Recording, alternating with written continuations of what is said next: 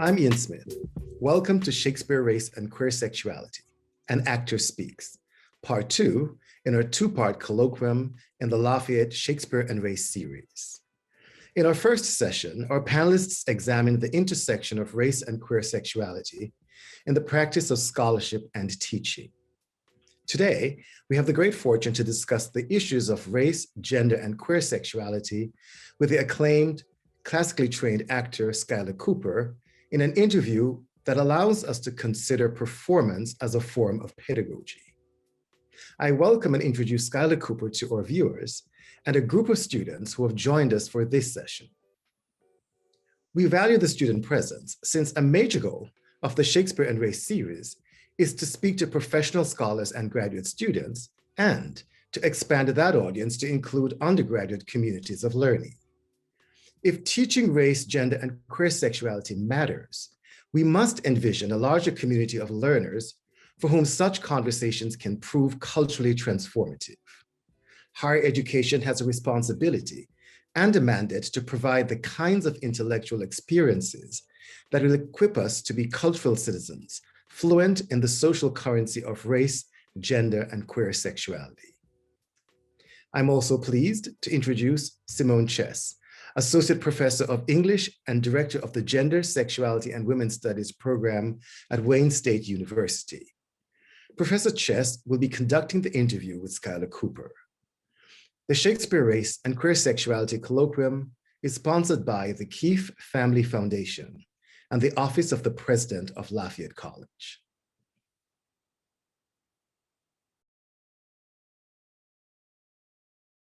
Thank you for that introduction, Ian. Skylar Cooper, actor, director, filmmaker, and activist. I'm so honored to have this opportunity to talk with you about your career and especially about your work with Shakespeare. To start us off, can you just tell us a little bit about yourself and what brought you to acting? Absolutely. Thank you for having me. It's just a pleasure to be here. I want to thank Lafayette College, Ian Smith, Dr. Sterling Brown. Thank you so much for this opportunity. And really, it's just been a joy, this whole process, talking to you about Shakespeare, race, and queer sexuality, because it's been pretty much the roadmap of my existence to this point. I would just add gender. And I've been at this acting for almost 20 years. You know, it started, as I said, this roadmap, it started with as young as a kid, recognizing my race, you know, being a young Black girl, battling lots of racism, growing up in Brooklyn, New York, segregation, and then leading into my teenage years and my young adult life and dealing with my queer sexuality.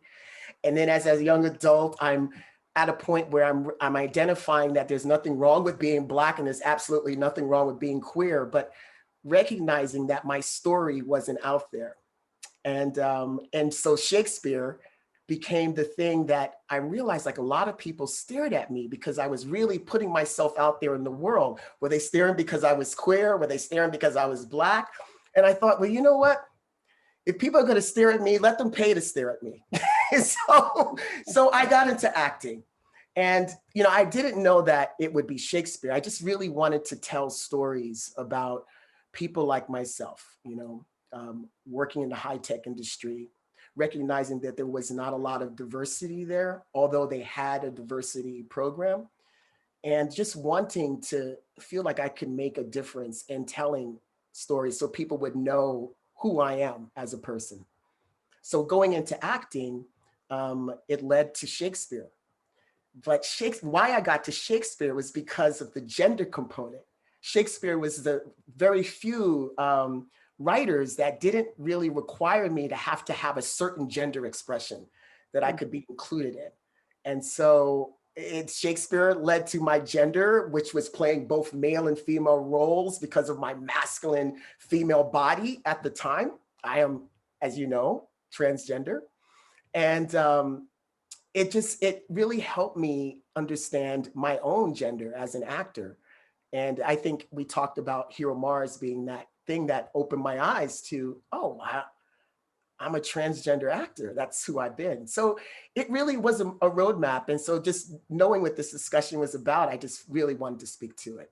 And so Yeah, it's so interesting to me because I know you came to acting kind of through a circuitous route, right? First going through the military, then working in tech, and really feeling like you stood out as someone who was at that time like a gender nonconforming woman, then yeah, realizing you were trans. And so you had this whole journey, and throughout it, you really were motivated by wanting to change what representation looked like and to be yourself an agent of change through your work. So once you had this clarity, okay, I think acting is my path to be an agent of change and to change what representation looks like. How'd you go about becoming an actor at that point in your life? it wasn't easy. You know, I looked at the people I respected in terms of like actors and what I wanted to be like. I really wanted to learn the craft, not just from here in the screen, but just the whole body. And, you know, theater is that medium. And I wanted to learn from the best. You know, again, being Black, being queer, I already felt I had a disadvantage. So who could speak for me and give me the chance and the shot, but to have a strong school behind me. So I wanted to train with the best. I was willing to go to London and audition for some of the top theater companies there, or excuse me, theater schools. And then this opportunity came about to audition for Juilliard. But I'm missing a very important piece. The story is that when I decided to become an actor, when I knew that I wanted to be an agent of change, I didn't immediately know that's what I wanted to do. I thought I was older. I was in my 30s when I started. And so I just knew I wanted to at least understand the craft. So I don't remember how I found her, but she was an acting teacher and a coach.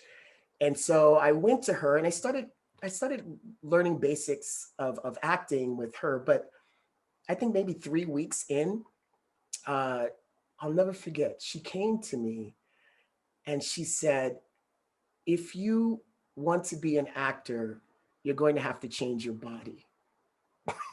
I just couldn't believe that. Yeah. But then again, I could, right? And so that was the last time we saw each other. I knew that in order for me to continue, where could I get the courage? And I really thank her for that. Because that is what inspired me to go after even more a stronger school, a stronger training program. And it's more like, I'll show you, right? And so at that time, I actually found someone named Phil Bennett. He was referred to me by a friend of mine, and he had a four-year program school where he trained in contemporary and classical theater, not knowing yet that I would be introduced to Shakespeare. But still, you know, I started attending his school, but I just thought, you know, being Black, being queer, I need more credentials behind me. And that's what led me to wanting to go for one of the top schools. Because I thought, well, you know, if I have something like Juilliard behind me, you know, there's no stopping me.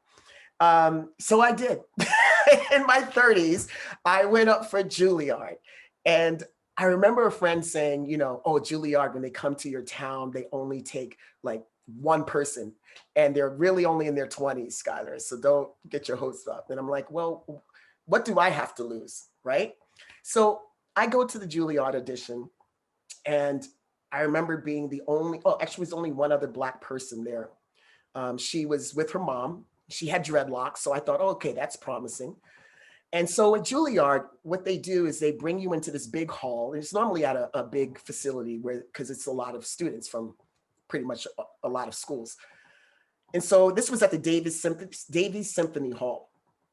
And I remember us all going in, we're all warming up together. And then they said, you know, they let us sit down. And I remember sitting in the middle of the room. And Michael Kahn, the artistic director of Juilliard, says, okay, so he started telling us how the auditions were going to go. And he says, you'll be brought in by my assistant, and you will stand right there by that blue line where the guy with the blue shirt is. And the guy with the blue shirt was me. And so I thought, before you were identifying as male, right? Yeah, and I wasn't identifying as male. So I thought, this is interesting. So what am I doing here? So, okay. And I'm like, don't let it shake you, Skylar. It's okay. That's why you're here. Right. So I go in and I whisper to the assistant, I go, oh, by the way, Michael thinks I'm a guy, but actually I'm a female. You might want to tell him. She goes, oh, no problem. So she goes in and she comes out and I walk in and I'm pretty sure all three of them were gay men, because what would happen next was like, hi, Skylar. And I was like, hi, Mike. It was just like this wink nod. Okay, we missed your gender, different from sexuality, but still. And so I audition and I go back out and we come back in the afternoon and there's a list. And there was only one person selected. And that one person was the Black woman that I thought was a woman. It was actually a guy. And so that was just like, wow, mind blowing. And I really was inspired by that rejection because, it was really about taking something that I thought I had no place in and then being kind of being educated, if you will, that, oh no, there is a place for me. And so I went back the following year because I just thought, well, okay, maybe I just needed to work on my monologues. But I think it was about my age, and I remember after my audition, they said, Skylar, where are you training? And I told them, oh, I'm training with Phil Bennett. And he said, that's a good school. You should continue. Yeah. And I had a lot of that on my journey. And so that was one of them. And so Juilliard was a great experience that led me to Phil Bennett. And I just went full in with the Phil Bennett lab. And when I got to my third year, we did our showpiece. And I was given Othello. And after I did Othello, Phil, my mentor, said, Skylar, start studying all of Othello's monologues now. And then he turned to the class and he says, am I right? And everyone just started nodding. And I didn't know, like it was the bedroom chamber scene. Mm-hmm. And so I did. And after I graduated, I knew every single Othello line, monologue, everything by my first audition. And I auditioned for it and got the part. So it's amazing. I want to talk more about Othello. I also want to acknowledge how your experiences auditioning and feeling like you were sort of a non-typecast audition come out in your later work, like in your film Hero Mars. So it's so interesting how all of that experience comes together for you. So I love hearing about that. I also love that Othello has been such a theme in your career. So as an acting student, this becomes your audition showpiece. Then you go out in the world and start auditioning, and you end up not once, but twice landing different Othello roles. But can you first tell us a little bit more about when you're first out there auditioning in the world, coming into your own as a Black, queer, later trans actor, and what that experience was like as you started to build a career? Auditioning for not just Othello, but just in roles in general? Yeah. Oh, it was scary at first. But I knew I had to own my queerness. In fact, I remember going to the first TBA Generals. It's basically all the theater companies in the Bay Area. They rent a big theater house, and they're all the theater companies are the audience. And you have pretty much a cattle call of actors. And you show your strongest two pieces, contrasting pieces. And I remember, again, feeling really queer, feeling really Black. What did I have to lose? And I just wanted them to know who I was and that I was arriving to the theater world. And I showed up in all black leather pants, black leather. I as if I needed to be more different. I don't know. Maybe I did. Maybe I wanted to say, yes, you can expect that I will be different. That's really what it was going in my head. And I really think that that's what goes through my mind as I go to auditions, is that I will not apologize for my queerness. I will not apologize for my gender expression. And so I think that definitely made an impression on a lot of the theater companies. But it really wasn't so much that my going out dressed in all that leather, but I think it was the fact that I had the confidence to do it, And so I think that definitely attaches to my name along with Othello. Oh, Schuyler, the one who came to the general's audition in all leather. You know, that was my debutante ball. I guess. Right. So when you talk about yourself auditioning, being boldly Black and boldly queer and boldly in leather, I don't always automatically think Shakespeare, right? And yet, sorry, that's where it went, right? So is it Yeah. 2016, you get cast by the Impact Theater production of Othello as the title role, but they're trying to do a spin on it where they are doing like a lesbian Othello. Is that right? Can you tell us about how that role happened for you? Mm-hmm. Yeah. I remember seeing the audition notice, and at first when I saw it was a lesbian Othello, I thought, shoot, I wanted to play a male Othello, you know, as a female playing a male. But yet I was like, what other shot am I going to get? Let me just go. So I had no expectations going. I mean, although I knew the role, excuse me, I didn't know whether it would be, if it would be the role that I wanted, playing a female Othello, until I met Melissa Hillman and Desdemona Chang. And they really helped me see myself in the role. Like, one of the things I remember requesting after I was cast was, you know, I know it so well, and I knew that the gender in Othello didn't matter. And I think it was me. I requested that, can we change all of my sir to my love? And there was another one. Oh yeah, he to she.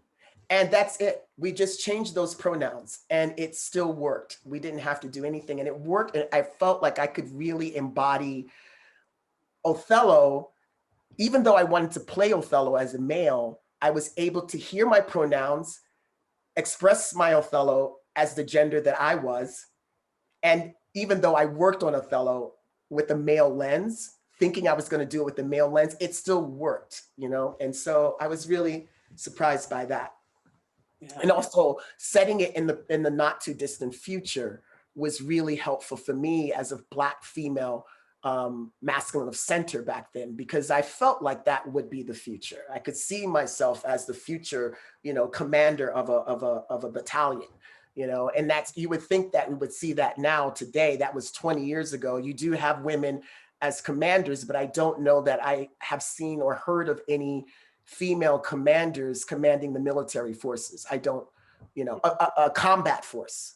They do have like captains, but do they have a combat leader? I don't know. I'm pretty sure they do. Right. So you're bringing both your kind of present takes on gender and race and sexuality to a historical character, but then you're also projecting it forward to like a potential future for all of those different identities. Yeah, I try. I think that that's important. That's the agent of social change aspect that we talked about, right? And so it's being able to show people what is possible. I think it was I joined a class. Oh gosh, Sawyer, and it was Sawyer's class. It was Dr. Sawyer Kent. Yes, one of the students asked me about like, how do I make something my own, my queerness, my non-binary, and then I suggested like, take the first line of Hamlet, to be or not to be, and everyone shared that line, and it just came out differently because there's that lens, and they're projecting the future. So we bring what can be and what is possible from our own experience, from our own unique experience. You know, and I think that's something all actors should be doing. Yeah. That's really powerful. So you bring that unique experience to this 2016 performance of a kind of queerly gendered, but still female gendered Othello in 2016. Then 2 years ago in 2019, you're cast as Othello again at the Livermore Shakespeare Festival, but this time you're a man and you're playing a male Othello. So can you tell us a little bit about how you felt reapproaching the role through this new production, identifying in your gender differently and being cast in a gender differently, both how you felt in the new role and how you compare how you felt in the two performances? Oh, that's a big question. Oh gosh, you're getting those vulnerable questions now. But I learned that also in my acting, I learned that vulnerability is actually a key. It's a strength in performance. How I felt when I went for my first male Othello. Gosh, how do I say it? Terrified? Terrified. How? Why? I finally am the trans man that I've always been. I've been leading to this moment, right? To become this transgender actor. Like I said earlier, like Othello, Hero Mars opened my eyes that I've been this transgender actor. I'm that person now. And I have is your first film. I'm sorry to interrupt. Hero Mars is your first film, which is about my life as an actor. Right. Yeah.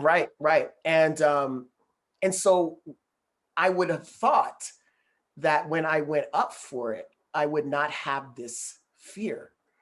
And I think the fear was, as again, this personal fear of, as a Black trans man, am I man enough to embody the role of Othello? As a female, I knew gender is such a construct, right? And so I'm not limited as a female. I knew that, and Shakespeare gave me that permission to say you can play male or female no matter what your gender expression is.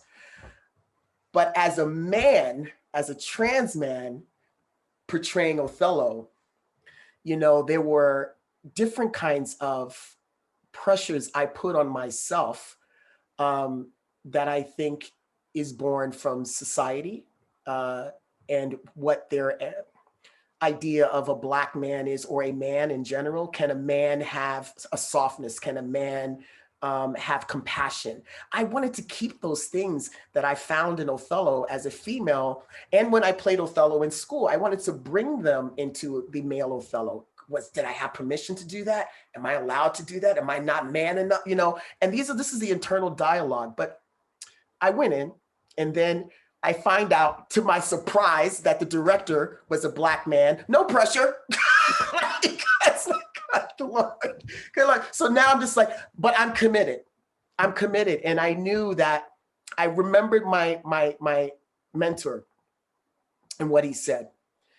And I had to have confidence that regardless of how I felt, I knew the role, I knew the character, I could relate to him. And from my lens.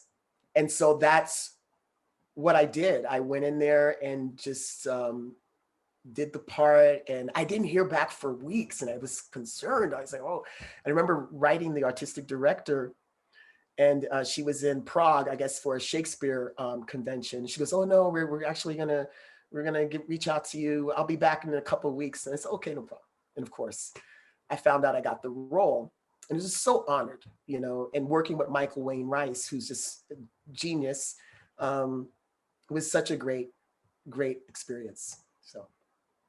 Thank you for sharing kind of the background of these two performances. We don't have any clips from the Impact Theater performance, so you'll have to fill us in about that if anything else comes up. But I do have two short recordings from the Livermore Shakespeare production. One of you playing Othello in a kind of flirty courtship scene with Desdemona, and then a second one of you as Othello in conflict with Iago. And so I'd like to sort of watch both of them back to back, if that's okay, and then we can have a conversation about those two scenes, if that works. Sounds wonderful.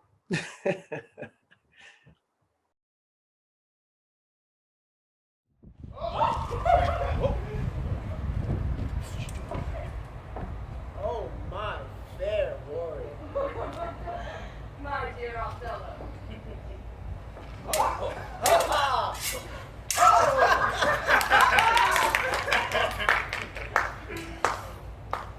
It gives me wonder, great is my content to see you here before me. Oh, my soul's joy. If after every tempest comes such calm, may the winds blow till they have wakened death, and may the vapory bark climb hills and see Olympus high, and duck again as low as hells from heaven. For now to die, for now to be most happy. For I fear my soul hath her content so absolute, that not another comfort like this succeeds in unknown things. Heaven forbid, but that our loves and comforts should grow even as our days increase. Amen to that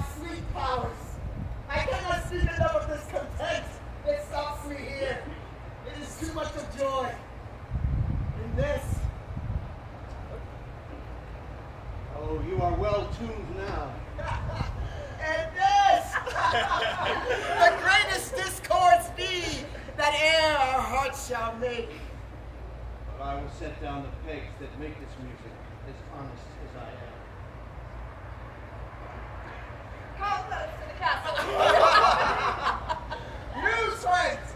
Our wars are done! The rebels are drowned!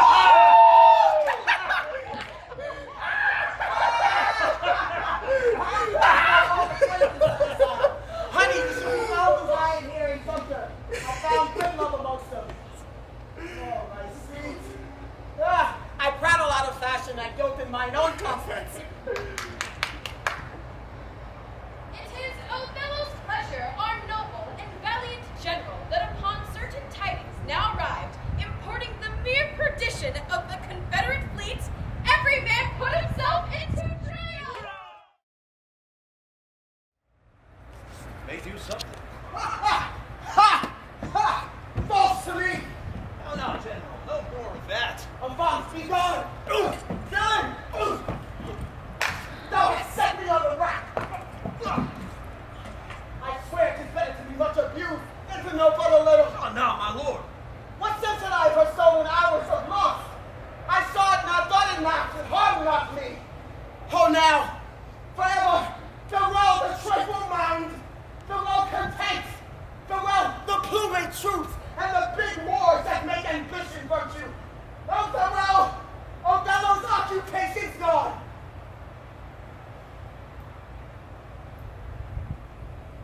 Villain, be sure thou prove my love a whore. Be sure of it. Give me the ocular proof of thy worth of mine eternal soul.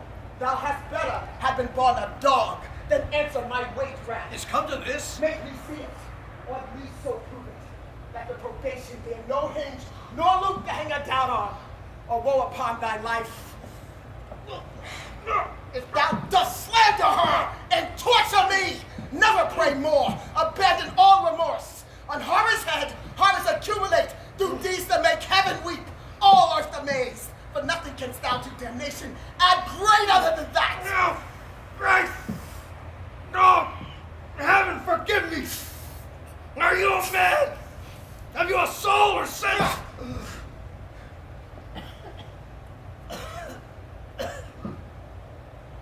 Take note, O world. To be direct and honest is not safe. By the world, I think my wife be honest, and I think she is not. I think thou art just, and think thou art not. I have some proof. My name that was fresh as Diana's visage is now begrimed and black as mine own face. If there be cords, knives, poison, or fire, or suffocating streams, I'll not endure it. One I was satisfied. I see you are eaten up with passion. I do repent me that I put it to you. You would be satisfied? Would? Nay, and I will. And may, but how? How satisfied, my lord? Would you the supervision grossly gape on, behold her topped? Death and damnation? It would be difficult to bring them to this prospect. But how? What can I say? Where's satisfaction? It were impossible you should see this.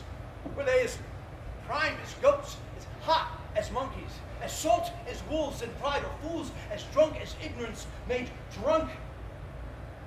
But yet I say, if imputation and strong circumstance which lead directly to the door of truth will give you satisfaction, you might have it. Give me living reason. She is disloyal. I do not like the office, but since I'm entered into this cause so far, pricked to it by foolish honesty and love, I will go on. I lay with Cassio lately, and being troubled with a raging tooth, could not sleep. There are kind of men so loose of soul that in their sleeps will mutter their affairs. One of this kind is Cassio. In sleep, I heard him say, Desdemona. Let us be wary, let us hide our loves. And then, Sir, would he grip and wring my hand, cry, oh, sweet creature, and then kiss me hard. Monstrous! Monstrous! Nay, but this was but his dream. But this is noted a foregone conclusion. 'Tis a shrewd doubt, though it be but a dream. And this may help to thicken other proofs that do demonstrate thinly. I'll tear her to pieces. Nay, yet be wise. Yet we see nothing done. She may be honest yet. Tell me but this. Have you not sometimes seen a handkerchief in your wife's hand spotted with strawberries? I gave her such a one. 'Twas my first kiss. I know not that. But such a handkerchief, I'm sure it was your wife's. Did I today see Cassio wipe his beard with? If it be that! If it be that or any, it was hers. It speaks against her with the other proofs. Oh! And the slave had 40,000 lives! Wow. Go back to the love part. It's so You know, hard. first of all, just to see live theater now during the pandemic is so moving, and that was so enlivening. Wow, Skylar. Can you tell us a little bit about those scenes and what choices you're making there? What you're thinking about as you're performing the role in those two ways? Yeah, wow, it really brought me back. I'll just start with what we just saw. It was such a torturous thing that I was fighting against with the knowledge of Desdemona cheating with me or cheating on me. And it was like losing my life, my heart. Othello in this Civil War era, at least the way I played him, is not someone who often has the opportunity to surrender their heart. You know, he's heard the stories. You know, he's witnessed love in every form, whether it be with the slaves or whether it be with, you know, the masters and the white people around him. But in fact, I remember journaling about this, like, because I was this slave who was the slave the slave master's right hand. So it wasn't like I could find a Black woman that would love me. And so I turned to being a general, and then I find love in Desdemona, and I surrendered a part that I never had before. So it was really my first love. And the knowledge of her cheating on me just took away just my heart.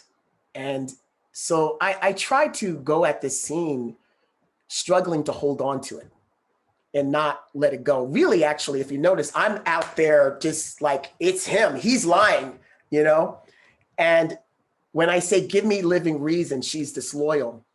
That handkerchief that I gave her on our date, I remember journaling about this, like, you know, that we were under a big tree, a cottonwood tree. And I had just told her that I loved her and that my mother had gave me this handkerchief, and I gave it to her. So when he said that, it was just like the carpet had just got yanked from underneath me. And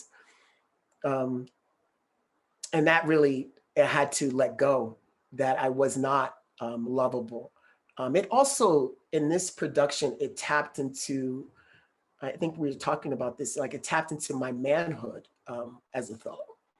And that was hard because as a Civil War era general, you know, being a Black man, you're not just fighting for your manhood to be respected by Black women, but also by other men, you know? And so it really tapped into my existence.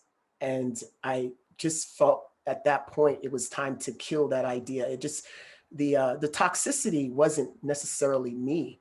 And because I've often heard that term tied to Othello, is that this toxic male energy, and it is not that. The toxicity was love. It became toxic.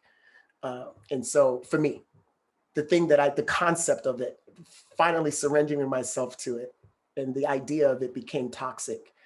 And I'm almost unbreathe, you can almost breathe with that knowledge. Now, as a female Othello, I remember the scene and it not being so charged for me in that way.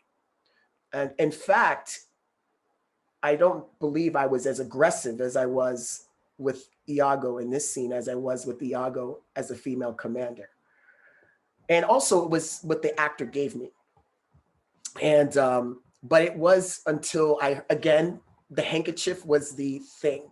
Like I had to surrender. And Shakespeare tells you as the actor, when it's time to make that shift and that turn and to pursue a different choice, And so the handkerchief was the turning point for both roles. Yeah, that's interesting how in the first production that futurity really motivated your performance.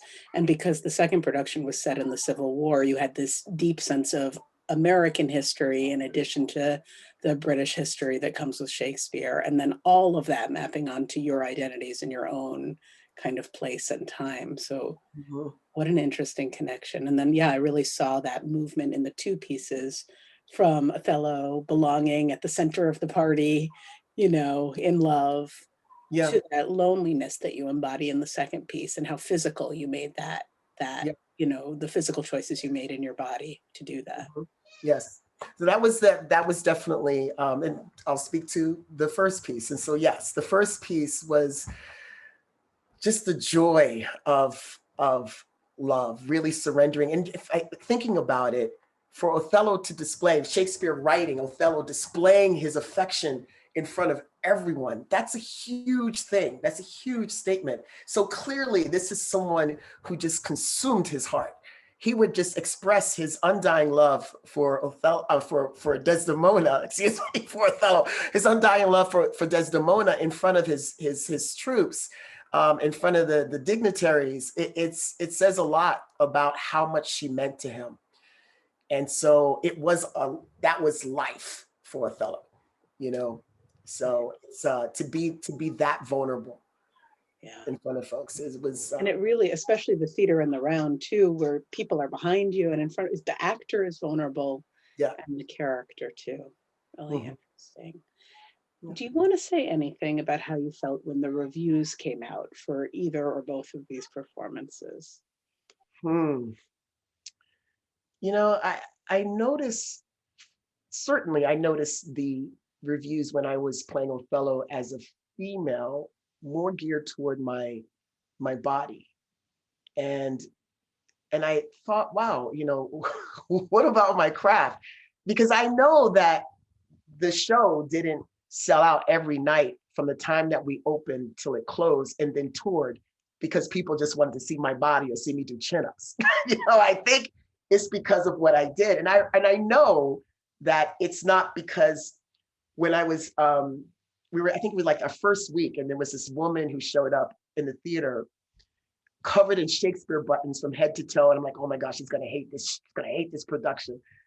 And so after, she comes up to me and she goes, you remind me of Paul Robeson when I saw him play that at the Globe. And I didn't know who he was. And so I remember going home, because I'm new and acting. And I'm like, who's Paul? I'm like, he's the first Black man to play. I'm like, what?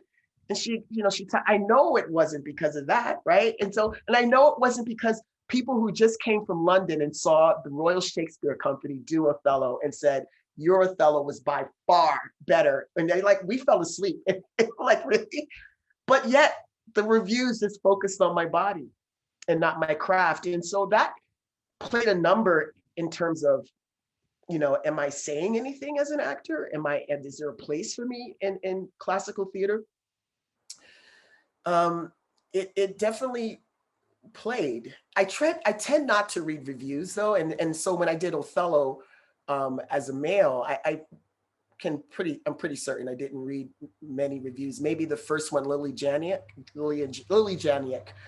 because we interviewed together, and it wasn't, I think it was before she saw the performance. So I read that article, but I have no idea what folks have said about my Othello, other than what other people have shared with me. Maybe I think even you have shared. I'm like, oh, okay, that's nice. But you know, I guess I anticipated that they might focus on my body, and I just definitely wouldn't have wanted to read that as a trans man, because of course, isn't a man supposed to have masculinity and muscle? Like, what's news? Is that newsworthy? You know, and I thought the same thing about being a female. What's so new about a woman being muscular? What was wrong with that? Why is that newsworthy? What is that? So that was a challenge. Yeah, it seems like both the marketing and the reviews focused on your body and either on your sexuality or your gender, maybe more than the other directing and acting choices that were going on in those roles, and kind of undermined all those artistic choices that you're talking about having made. Yeah. On the other hand, they were all good reviews because you're an excellent actor. Oh, thank you. Thank you. Is there anything else that you want to say about those two Othello performances, looking back at the way that they shaped your career? Yeah. I want to first speak to the female Othello. I didn't know that Shakespeare was so difficult. I certainly think that it gave me, I don't know if word is agency, but it definitely gave me, I earned the respect, you know, for the work that I put into Shakespeare. And I would definitely say that it was performing Othello that got me attention from other venues, whether it be film or a contemporary theater.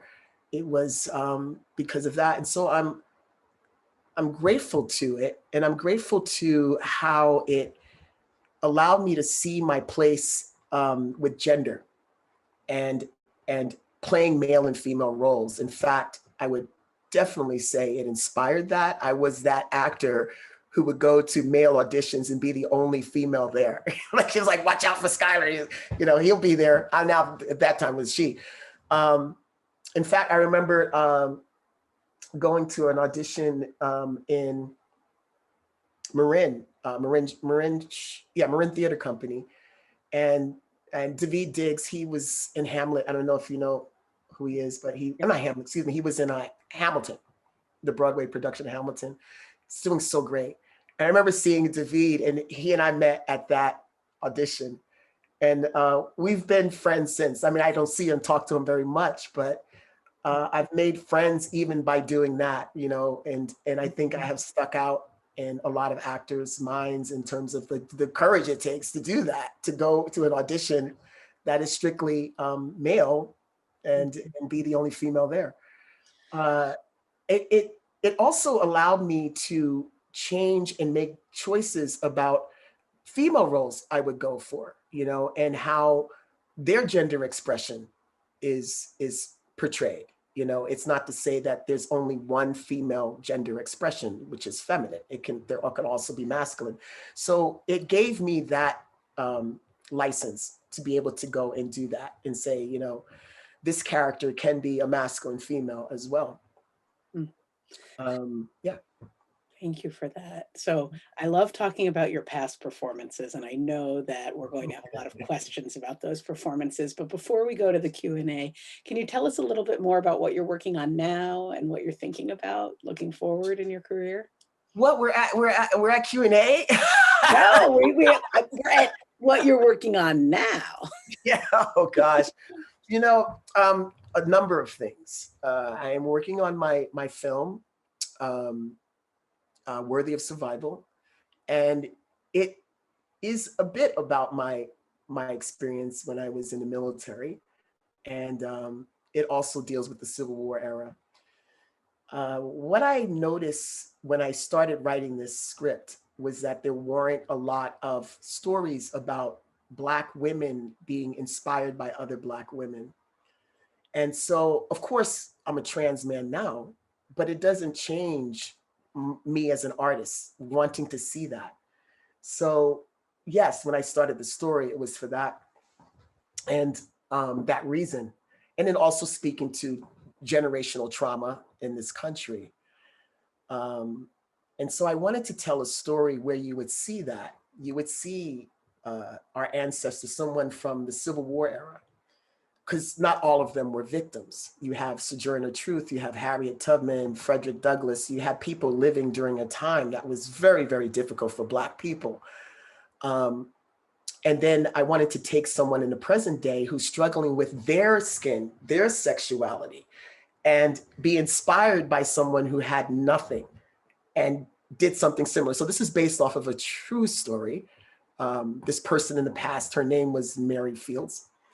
And oh shoot, I may have just given away something on my film. Oh shoot. Among scholars, but spoilers are allowed. Yes, go on. It's a spoil, just a spoiler alert right before.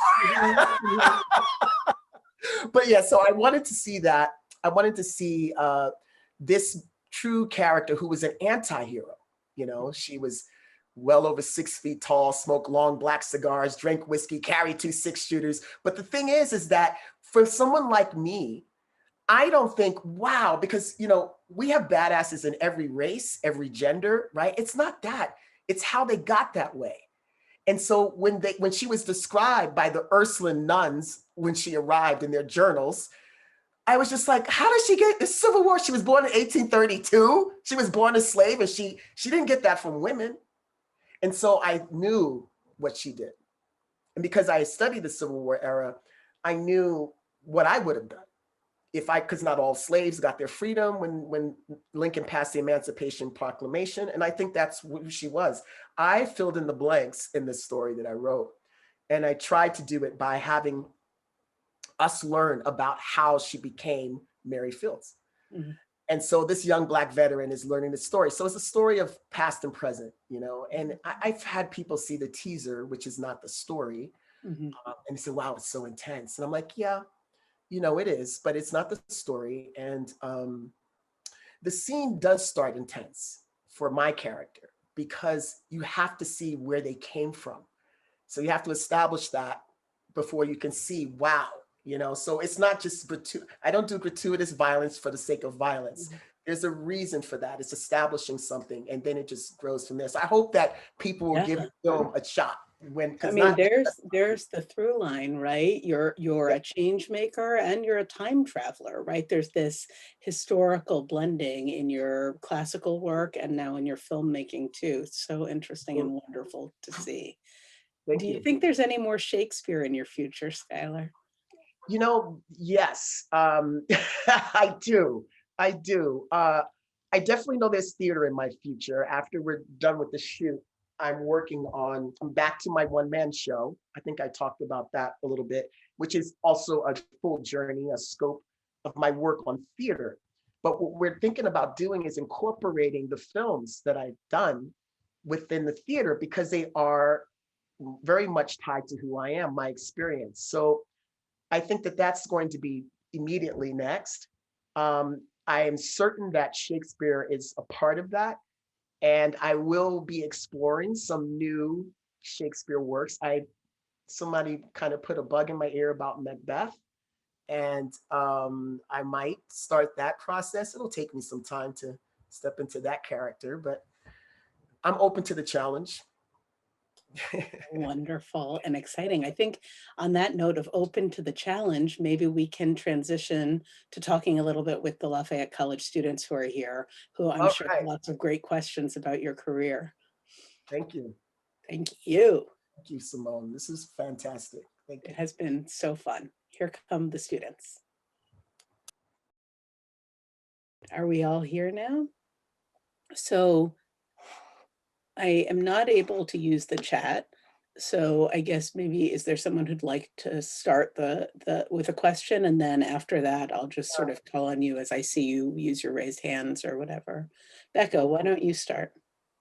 Yeah, so right at the beginning, you said that you really grew to like Shakespeare because it allowed for more flexibility within, the expression of gender and the way you portrayed the character. But I think we still have a tendency, especially in high schools, to teach Shakespeare very binary, and very much the same way. How can we go about, both in education, how do you think we go about teaching it with less binary and more flexibility? And also, how do we, when we read or when we watch Shakespeare, how do you think we should go about trying to see less of the binary and more flexibility that you talked about? That's a great question, Becca. I think it is two answers that come to mind. First, the director and the vision of the setting of the story. Like, I think about Melissa Hillman, and she created this, we're going to set this period of Othello in the not too distant future. So that allows room for the actors who are non-binary, trans, to be invited into that discussion and bring their lens. And that's the other part of the answer, is that is up to the actor to have the permission to be encouraged to express their gender, in the way they see the character. And I think that definitely happens when you're doing the table work, the script work. That's when that comes out. And that's where I think it begins. So it's the setting and where the story is contained in, and as well as the actor's ability to have the freedom to explore and to create during the table read, during the script work. That's the time to approach that and to encourage that. But I think that young actors definitely look to directors for permission. Talented or not, I do think that we do. And I think as you get older and you go, okay, I know what the parameters are, so I think that it's something that I wouldn't want to take for granted when I work with actors, that because they're super talented, that they know that they have permission. I just encourage it anyway. I'm just like, I'm here to support you and your voice, and I think that really, really helps. To hear that. Right. Thank you for that question. Yeah, and at that same time, you were talking about representation, which makes a difference too. Seeing you play Othello changes what people think a normal Othello looks like, Mm-hmm. So, anyway. Yeah. Are there other questions? I see Ryan. First of all, thank you. This was awesome. And I wanted to ask my question right after Becca's, because it's very similar, but a little bit different.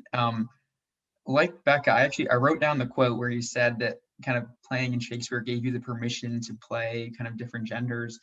And I was really curious to know, is there something, I've never acted in a Shakespeare play or anything, and I'm wondering, is there something to Shakespeare and plays themselves that allow for that kind of flexibility, or for that deeper sense of kind of, self-introspection or self-reflection when you're acting them, as opposed to other playwrights? Or is that kind of just a function of being an actor in itself, of acting in any play? That's a great question. Ryan, as I listened to the question, I was immediately thinking about our humanity. And even if the director sets the story, in a particular time and setting that allows you permission to go, okay, I can imagine this happening. I think as the actor, reading the playwright's lines is really about looking for the human story, and holding the human story, not the male story, the female story, the trans story, but the human story. And I think entering into the story world that way allows you to bring yourself into the character, how you identify. But going at the human story is important.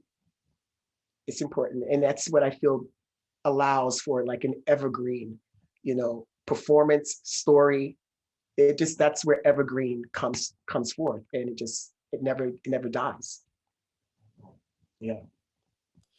Am I hearing you say that something about kind of the cachet of Shakespeare actually makes room for you to play a little bit, like the seriousness of Shakespeare, the establishment nature of Shakespeare and theater actually for you felt like an opening to be more experimental? Yes, because Shakespeare tells a human story. He's expert at that. And that's why his work, transcends through generations. It's because it's a very human story. So yeah.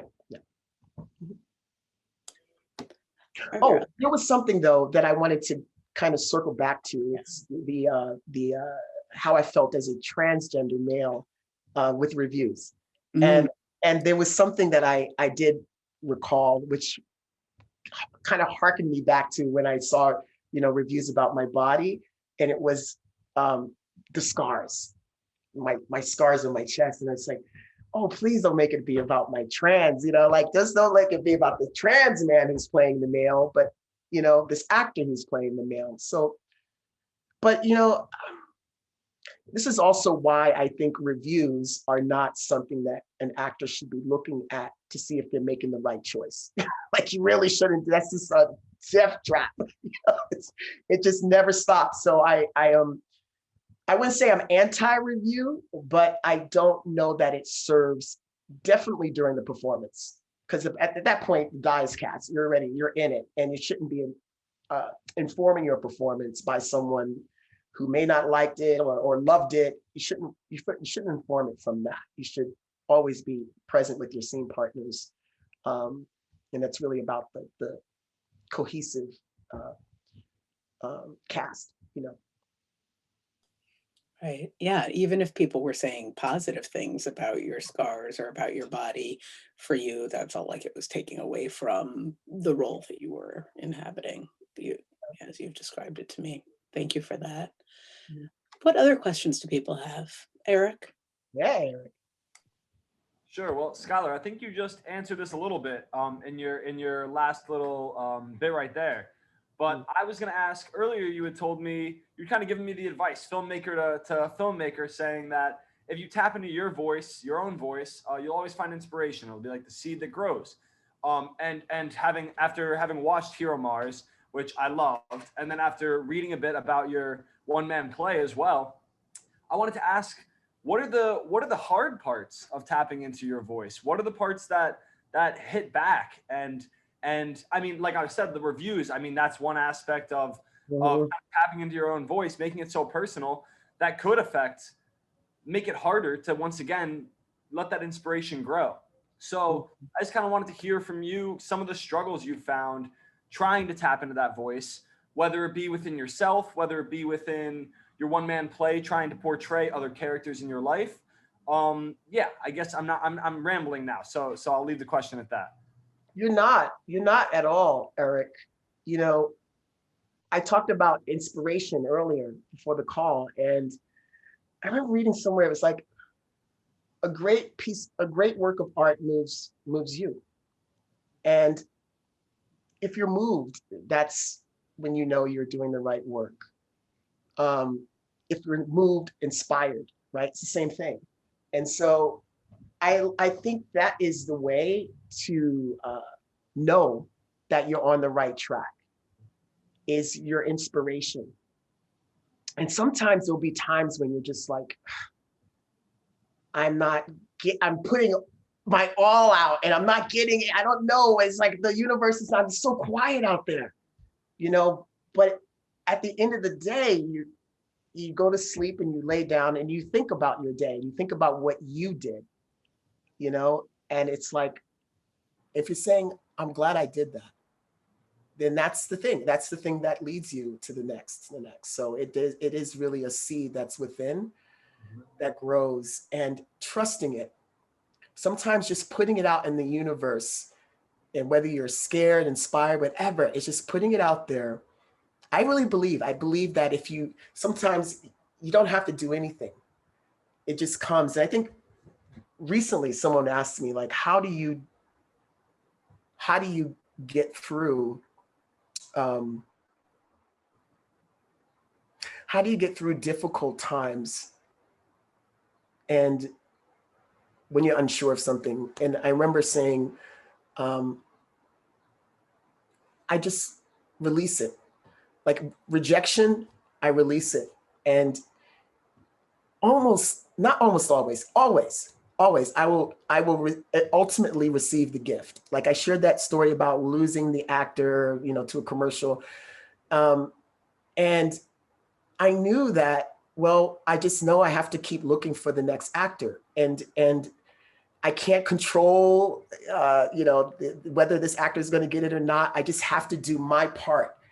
And as a director, I'm there to support and find that actor who can do it. And that's all I need to do. And I trust that when we start shooting next week, I'm going to have my guy back, whoever that is, I'll have them. But it is about trusting the process. Does that help?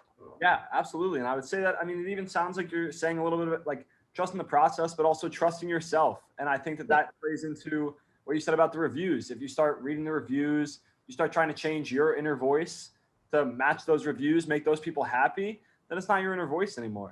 No, I really appreciate that insight into inspiration. That's amazing. Thank you. Can I add one more thing, Eric? Please.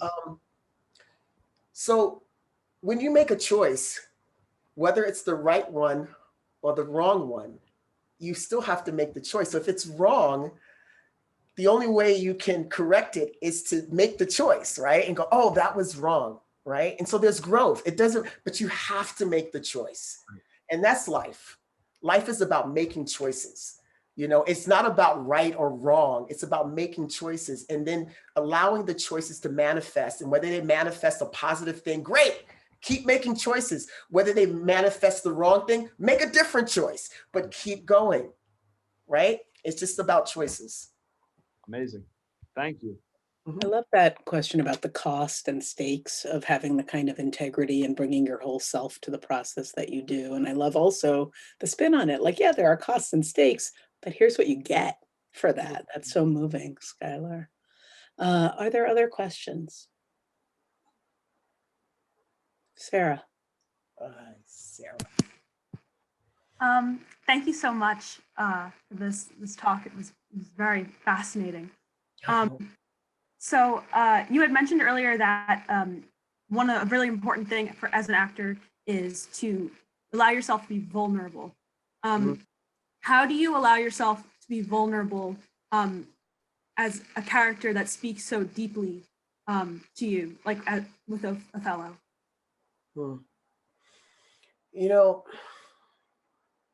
It wasn't easy for sure.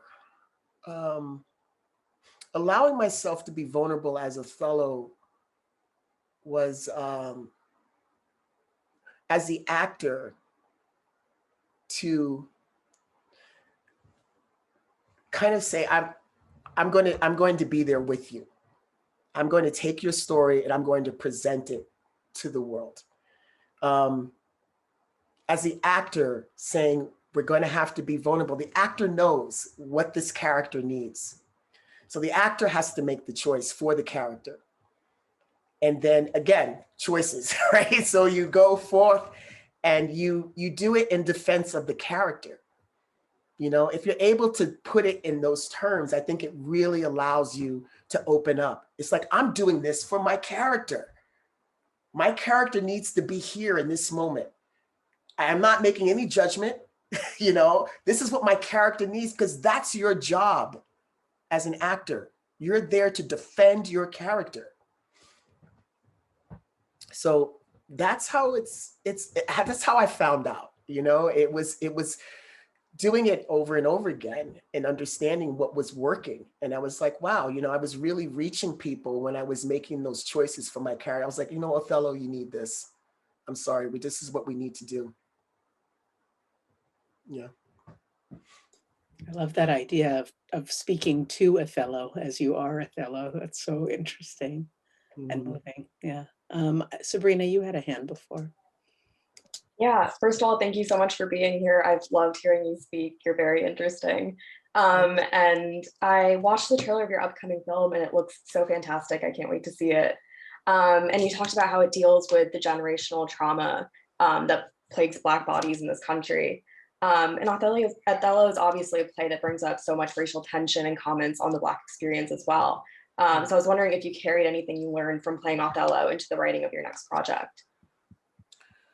Oh, well, the writing of my next project, not the film, but the project I'm going to be working on in theater, or maybe I didn't understand. Oh, the film. Okay. Yeah. Well, the film is done. It's a feature, but I'm just shooting the first 20 pages of it. And actually, it came first, and it was it was because of my work in the Civil War era of this film that I was able to also know a lot about what happened during that time. Like for the character that the Michael Wayne Rice talked about, Othello being someone who was like the foreman, you know, who was overseeing the slaves. Like I understood that period and who those people were. So yeah, it was actually the other way around. The film informed my role in Othello because it was first. But I think that this film and also my work in Othello is going to inform my next project, which is the one-man show that I'm going to bring to a streaming platform. Because I had just recently been awarded a grant for my last one-man show. And it pretty much carried my experience from a child being the daughter of a Baptist minister to race. So it's faith, race, gender, and sexuality. And my one-man show was about these walls that contained who I was. And it ultimately ends with me tearing down these walls. And I do this really cool framing device where I'm playing a childhood game of Scully. And when I grew up in New York playing the Scully game. I don't know if any of the other people here know about Scully. Oh, it's so much fun. So that's what inspired this grant. And now I'm thinking I'm going to continue it because I didn't really speak to the gender piece, which is, as I said earlier, Shakespeare. So I'm certain that Shakespeare is going to come into this next project that I'm going to be working on. And I'm going to incorporate that as well as film, and particularly Worthy of Survival because it is pretty current. So yeah, so that's what I anticipate doing. Skylar, that question. That was helpful. Skylar, Sabrina's question is reminding me of a conversation we've had in the past about this connection you've had with Othello across your career, where on the one hand, there's this magic, you know, here you are an acting student and you're told Othello's the role for you. And then you're an actor and you're cast as Othello. And then again, so there's this magic to it that's let you really learn the role. On the other hand, Othello is the most famous Black character in Shakespeare. And so we talked before about this, like, am I just getting a side, you know, is this just like the Black role in Shakespeare? And how do you approach that? Especially now, as you think about other Shakespeare roles that you might inhabit. And so I wonder if you want to say anything about that aspect of returning to Othello as a Black actor. Mm-hmm. You know, I thought that this would be my last Othello. I thought I would. And I think it was because returning to the role and what was going on in the country was such a hard thing to hold as Othello in this last production. But I don't know, again, where it's going to be set and what time. So I'm open to whatever production of Othello would come next. I would like to challenge myself to do it at the Globe one day. That would be amazing. But yeah, no, I would love to inhabit another Shakespeare character. Like I mentioned, Macbeth. I'm still looking for that thing that I can tie my experience to and be inspired to do Macbeth, because for me, it is about the lesson that Shakespeare has in all of his plays, the message that's in the play. And I have to find something that will inspire me, because I already feel, even though I've worked in classical theater, I still feel like I have to find my way in so that I can defend my character in the way I know I will, and in the way I know I'll have to, and I can be confident about my voice. but I have to find that connection, and that really depends on the production, and I kind of wait for that, but it doesn't prevent me from doing, you know, the text work, reading Macbeth now and just absorbing it and connecting to it. Thank you for that. I'll share with everyone that I'm really hoping that a production of Pericles or Coriolanus arrives for you, Skylar. Those are my two Shakespeare nerd bets. But anyway, talk about Pericles, didn't we? We did. All right, well, but we digress. Directed by. All right. Caitlin, did you have a question you wanted to add to the mix? Oh, yes, I did actually. And your last point brought it in very nicely. But first, I want to say thank you. That was a very riveting discussion. I was so glad to hear it. And I know you said that you like to try to find what ties you to your character. So I can only imagine what you have going on for Macbeth, because what a fantastic character. But I was wondering if you had any characters you could already find ties to, but just haven't had the chance to act in a production of, or maybe even outside of Shakespeare. I was just curious. Oh, wow. That's a great question. Geez. Well, it's been so long since I read Titus, but it was, I think as a female, because when I was doing Shakespeare, I was cisgender identified. And so looking at Shakespeare's canon as a trans man, that's going to take me some time, because I've been out as trans for like, I think 6 years. And in that time, I performed Othello 2 years ago. The bug is, you know, reignited, but now there's a different lens happening for me.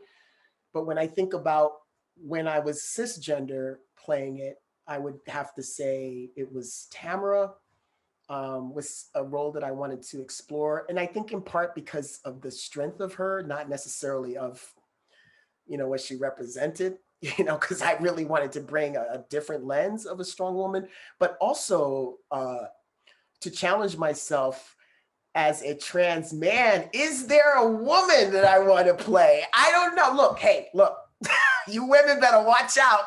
Skylar at your, hey, the guys have to deal with it. Now the women have, the cisgender women might have, or trans women have to deal with me, but I'm there to go smash it. I just smash it. I just don't know yet. I have to say though, the thought of me going into an all-female audition is kind of exciting. It's kind of exciting, yeah. Oh, wow. That's a great question. Yeah, I don't know. I would probably say it's been so long. I would say that I was really gravitating toward strong female roles, you know, when I was doing Shakespeare as a cisgender female. Are there any other questions for Skylar at this point? Skylar, is there anything that you're thinking about that you want to share or bring into the mix before we wrap things up?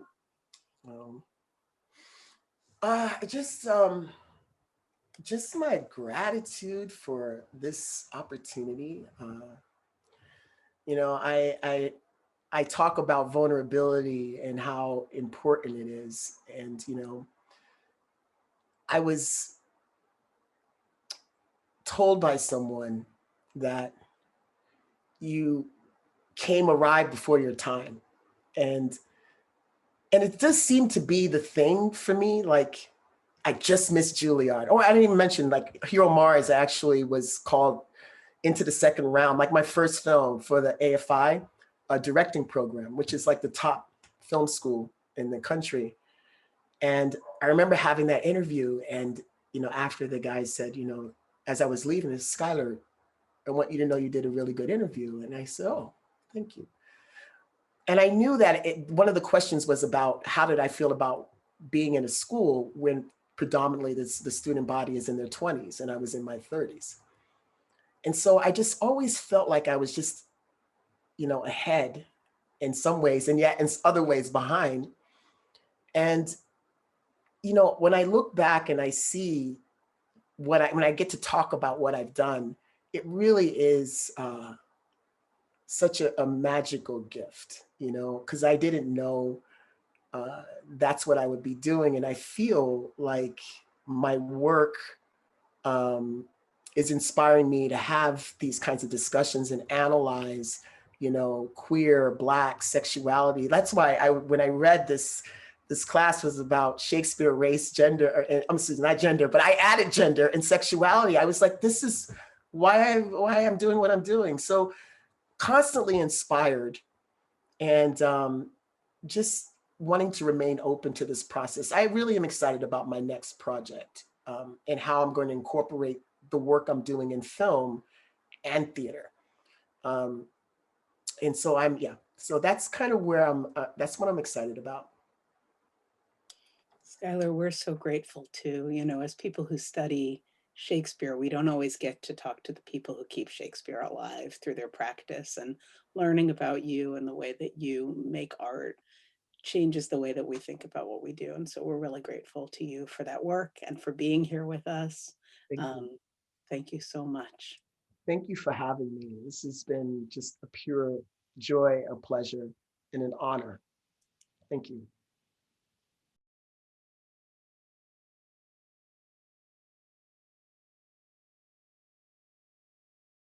Okay, we're back with some bonus late arriving questions. Becca had something to ask Skylar. Yeah, you'd said towards the end you thought it could be interesting to try female roles or to go to all female auditions. When you officially transitioned, did that change the way that you approached male roles or more masculine roles, or did you feel like did it give you more validation, anything like that? How did it change the way that you approached roles as an actor? Thank you for asking that question. I'm so grateful for you. No, it didn't change anything, because the only person that changed was Skylar, the actor. And I really have to say that I feel like I had put my own personal journey and discovery as the actor on hold, because I was so focused on getting voices of masculine queer women out there, Black women out there, that I was also, the actor was also maturing and growing. You know, I already dealt with my sexuality, and I already knew, you know, and dealt and found the pride in my skin color. But then it was time to deal with my gender, and I just wasn't sure. And I found my way to express my gender in theater by playing both roles. But it was such a hard discovery, or not discovery, but a hard thing to keep quiet.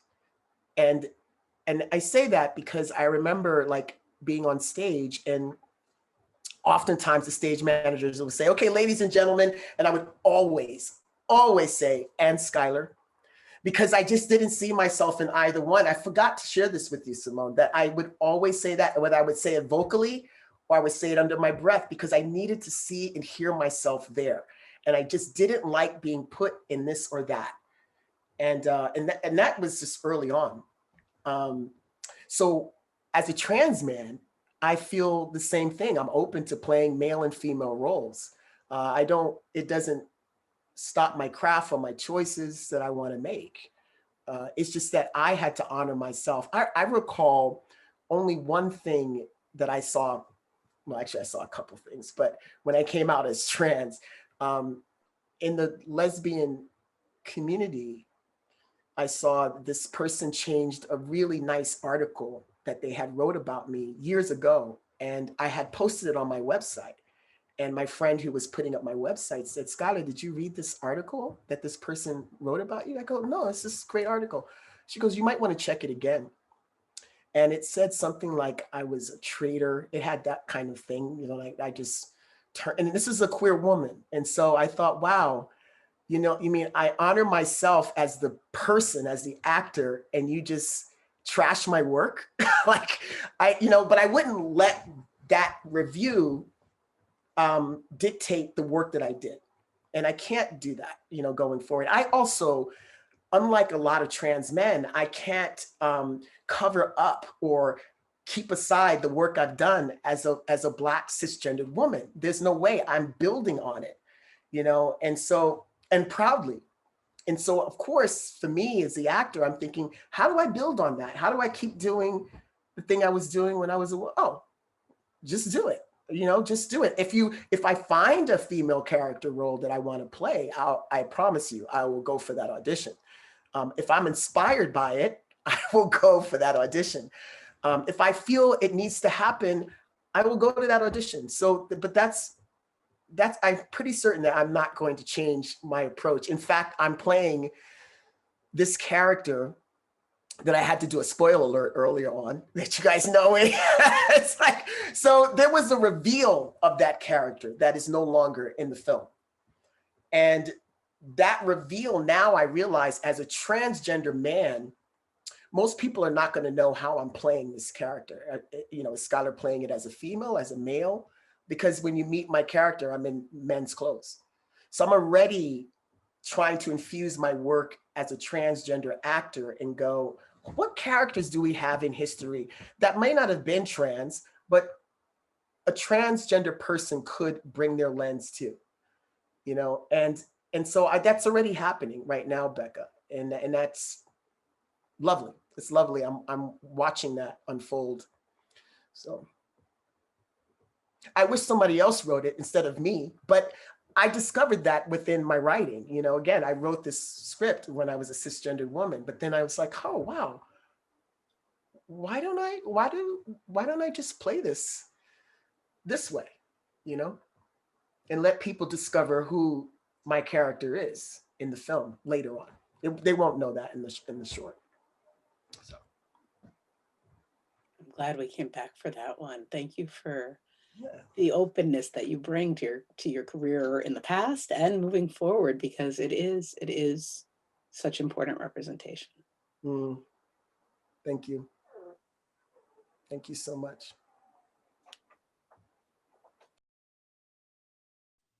I would like to thank all our panelists from both sessions for the thoughtful, brilliant conversations that opened up many questions and issues embedded in the inquiry, Shakespeare, Race, and Queer Sexuality. My sincere thanks to David Sterling Brown at Binghamton University and Diane Wyndham Shaw at Lafayette College for their co-organizing efforts in making this colloquium a reality. It was my great joy to collaborate with David and Diane. Thank you. And until next time, I'm Ian Smith. Good evening.